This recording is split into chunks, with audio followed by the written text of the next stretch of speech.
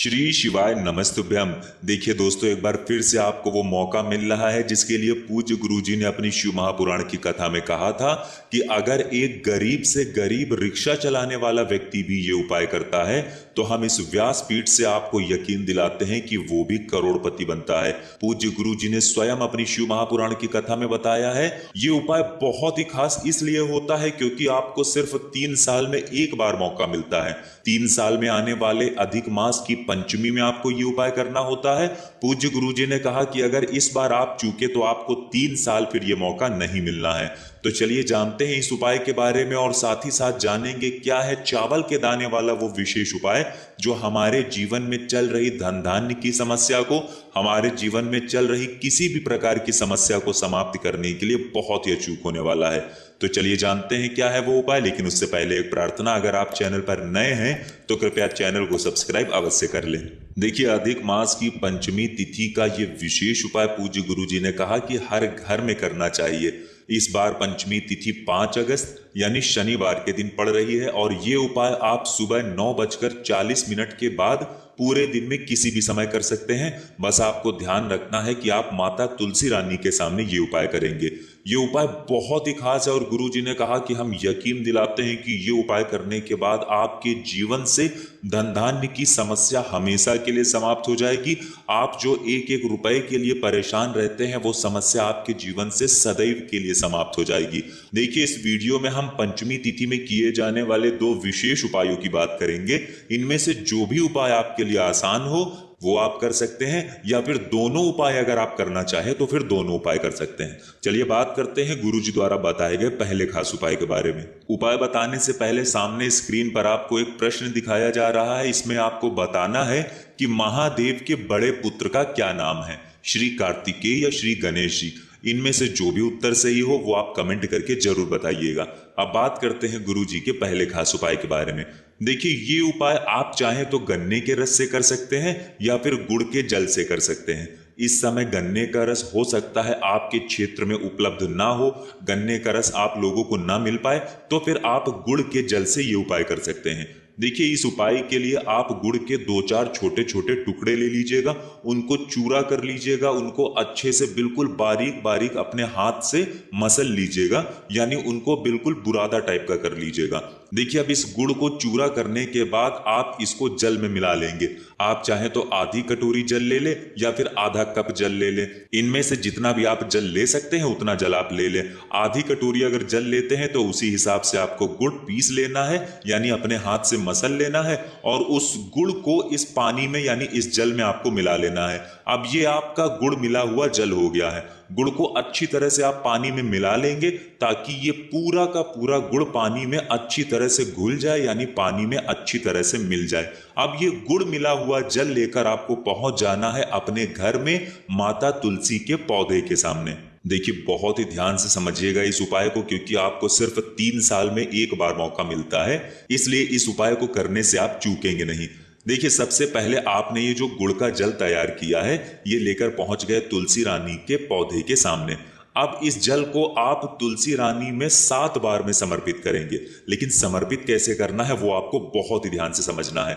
देखिए, सबसे पहले आप थोड़ा सा जल अपने हाथ में लीजिए, अपने दाहिने हाथ यानी अपने राइट हैंड में थोड़ा सा जल लीजिए और अपना नाम व गोत्र बोलिए और तुलसी माता के पौधे में समर्पित कर दीजिए, यानी उनकी जड़ में, उस तुलसी माता के पौधे की जड़ में समर्पित कर दीजिए। फिर दूसरी बार में अपने हाथ में यानी अपनी अंजलि में जल लीजिए और अपना नाम व गोत्र बोलते हुए तुलसी माता के पौधे में समर्पित कर दीजिए। ऐसे ही आपको 7 बार ये जल लेना है और 7 बार अपना नाम व गोत्र बोलते हुए ये जल आपको तुलसी महारानी के पौधे में समर्पित कर देना है। देखिए, पूज्य गुरुजी ने कहा है कि ये उपाय आप शाम को सूर्यास्त के पहले कर लेंगे, सूर्यास्त के बाद आपको ये उपाय नहीं करना है। गुरुजी कहते हैं कि अधिक मास की पंचमी तिथि में अगर हम ये विशेष उपाय करते हैं तो यकीन मानिए हमारे जीवन से धन धान्य की समस्या हमेशा के लिए समाप्त हो जाती है। और ये इस प्रकार से गुड़ वाला जल समर्पित करने के साथ ही साथ आपको अपने मन में ऐसे शुभ भाव भी रखने हैं कि माता तुलसी की कृपा से आपके जीवन से धन धान्य की समस्या हमेशा के लिए समाप्त हो रही है, आपके जीवन में माता लक्ष्मी की कृपा प्राप्त हो रही है, आपके जीवन से दुर्भाग्य का अंत हो रहा है, दरिद्रता का अंत हो रहा है, ऐसे शुभ भाव आपको अपने मन ही मन करते रहना है। देखिए, पूज्य गुरु जी ने कहा कि इस अधिक मास की पंचमी तिथि में ये उपाय करने से आप बिल्कुल भी नहीं चूकेंगे। अब इसके बाद बात करते हैं गुरु जी द्वारा बताए गए दूसरे खास उपाय के बारे में। ये उपाय आप सुबह से लेकर शाम तक किसी भी समय कर सकते हैं। जब भी आपके पास टाइम हो तब आप शिवालय जाकर इस सुंदर से उपाय को कर सकते हैं। इस उपाय के लिए आपको सिर्फ 1 लोटा जल ले लेना है। लोटा आप तांबे के पात्र में ले लीजिएगा और जल आप अपने किचन से ले लीजिएगा। फिर इसी के साथ आपको लेना है 1 बेलपत्र। बेलपत्र लेते समय आप ध्यान रखेंगे कि ये कहीं से भी कटी फटी नहीं होनी चाहिए, और बेलपत्र की डंडी के आखिर में जो डूट होती है यानी जो डंठल होता है, जिसे कहीं कहीं पर गांठ भी कहते हैं, तो इस गांठ को आप तोड़कर अलग कर लेंगे। अगर आपके पास बेलपत्र नहीं है तो शिवालय जाकर शिवलिंग के ऊपर चढ़ी हुई बेलपत्र को उठाकर जल से शुद्ध करके फिर आप उसका भी इस्तेमाल कर सकते हैं। फिर इसी के साथ आपको ले लेने हैं 11 चावल के दाने। 11 चावल के दाने जो भी आप लेंगे उनमें से कोई भी चावल का दाना खंडित नहीं होना चाहिए, टूटा हुआ नहीं होना चाहिए, क्योंकि शिवलिंग में हम लोग कोई भी सामग्री खंडित समर्पित नहीं करते हैं। अब ये सारी सामग्री लेकर आपको पहुंच जाना है शिवालय।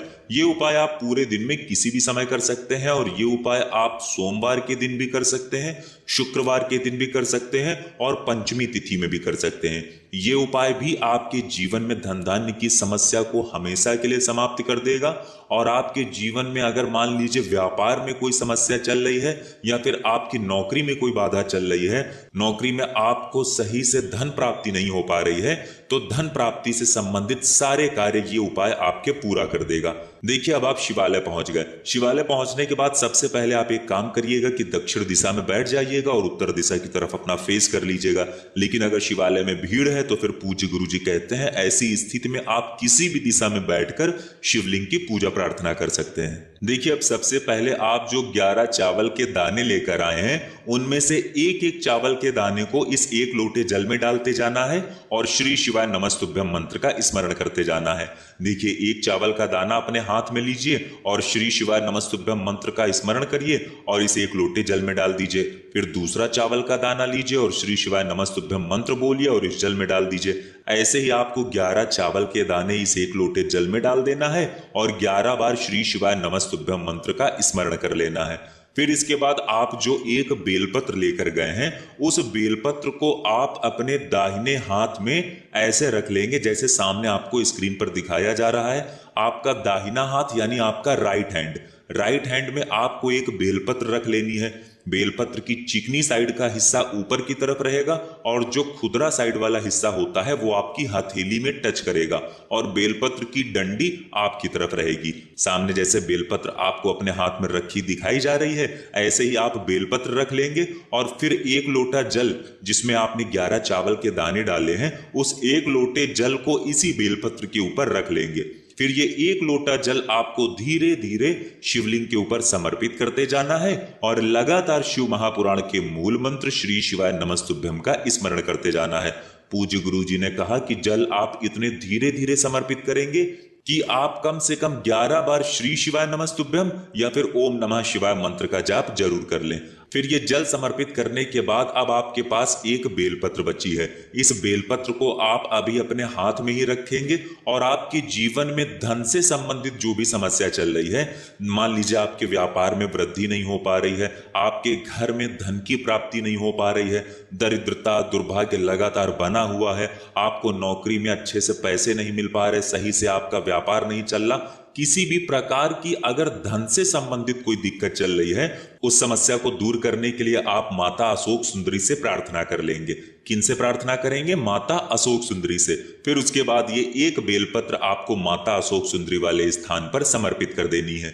देखिए, माता अशोक सुंदरी वाले स्थान पर जब आप ये बेलपत्र समर्पित करेंगे तो बेलपत्र की चिकनी साइड का हिस्सा माता अशोक सुंदरी वाले स्थान पर टच करेगा और बेलपत्र की डंडी का हिस्सा जलाधारी की तरफ रहेगा। जैसा सामने आपको स्क्रीन पर दिखाया जा रहा है ठीक ऐसे ही आपको ये बेलपत्र समर्पित कर देनी है।